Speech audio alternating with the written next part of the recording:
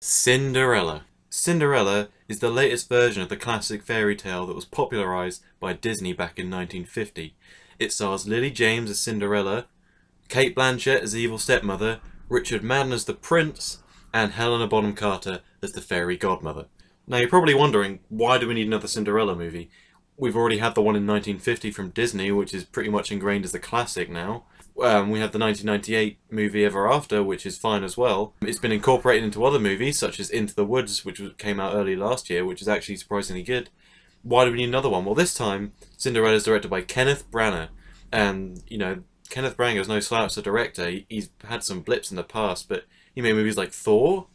He's made a 4-hour version of Hamlet, which was praised by basically everyone who's seen it. I personally haven't, but he's gotten his praise, so maybe he has something new to bring to the table. I'll get this out of the way right now. He doesn't bring anything new to the table per se, but what he does do is reinvigorate the story, give it new life, and where he takes it, while not new, is certainly interesting still, because he tackles it in a slightly different way, in a more vibrant way, in a more colourful way, in a more realistic way, give or take. There's no talking rats this time. This grounded approach to the story gives it some new life when actually watching it as an adult, as opposed to the 1950 version, which has a lot of side sequences that don't really add to the plot, such as rats and the cat chasing each other around the house. That's not what I want to see. And these changes are all welcome changes from Kenneth Branagh that carry themselves throughout the film. Now, I'm sure everyone knows the fairy tale and not much has really changed, but I feel it's worth going through it anyway. The story starts with Ella, not called Cinderella yet, as a young child living happily with her parents,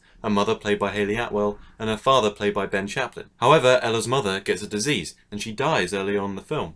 She leaves Ella with the dying message to have courage and be kind, which is a moral that is sort of ham-fisted down our throats throughout the whole film.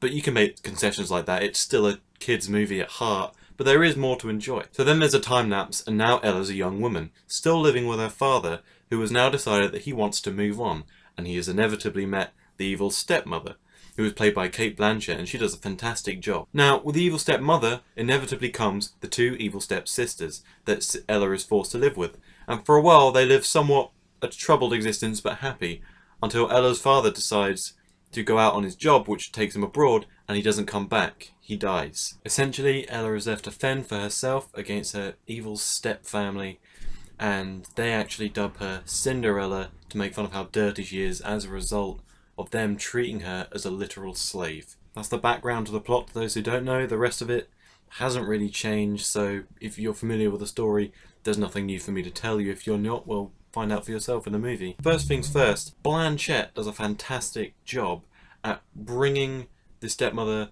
from the cartoon to the screen, but while retaining qualities of the cartoon and incorporating new ones as well that are more realistic. Not in a bad way, but she still is sort of a caricature. She cackles. She's not afraid to just cackle, and her eyes, the way she uses her eyes is very well done. She is just able to give a sincere yet believable performance whilst also having it up slightly. And the next good thing about the movie is the humour. I didn't expect to have such good humour for a movie which sticks very rigidly to its U/G rating depending on what country you're in. But it does, and it's not the subject matter itself that makes it funny, it's the comic timing.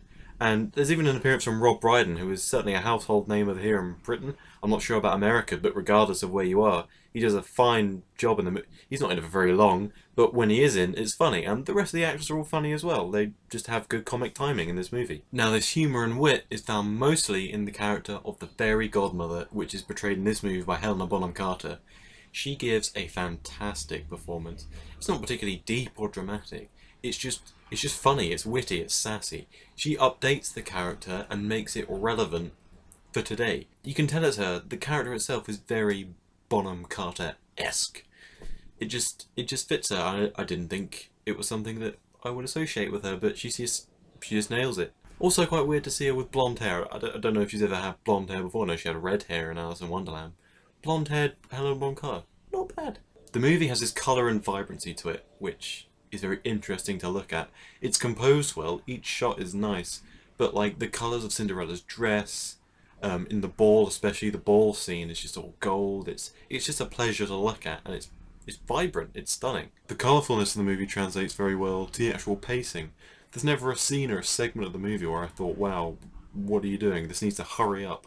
It all just travels along very nicely. It's very swift. It's like a fairy tale. It's fine. That you don't get bored. It's just interesting the whole way through, and I give it a lot of credit for that. So that's Cinderella, and I get that some people are sort of putting it down because it so rigidly sticks to its U/G rating, but I think it needs to be given a degree of credit for being a good movie in its own right, even if the story is light and doesn't tap into some of the darker aspects that you might expect, like Into the Woods. The evil stepsisters in that movie actually cut off their ankles to fit into the glass slipper, which is what was in the original fairy tale. You don't see any of that more interesting stuff explored, but you don't need it because what you're given is sufficient enough in its own right. So this has been Cinderella, and I give it an 8 out of 10.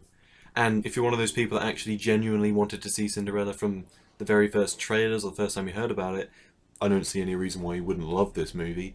If you're one of those people, like I was, that genuinely thought this was going to be pretty crap, pretty awful, I think you should give it a chance because you might be pleasantly surprised. And if you're planning on going to the cinema at all this month, it's essentially between, in my eyes, Cinderella and Insurgent.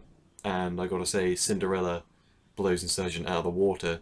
So, I mean, in my eyes, Cinderella's the only good thing in the cinema right now. And yeah, your screening might be filled with children. I know mine had one problem child in it, but he got chucked out, thank God. Despite that, I suggest you wade through it. And even if you aren't willing to wade through it, wait till it's out on DVD, Blu-ray, and give it a look. I really think it's worth your time. So, I hope you've enjoyed this review. I hope you think it was better than the last one. I'm sure you will, because, you know, it objectively is. This sort of level of improvement, I hope will continue as I make more videos. I really hope it continues. You know, it's just a learning process.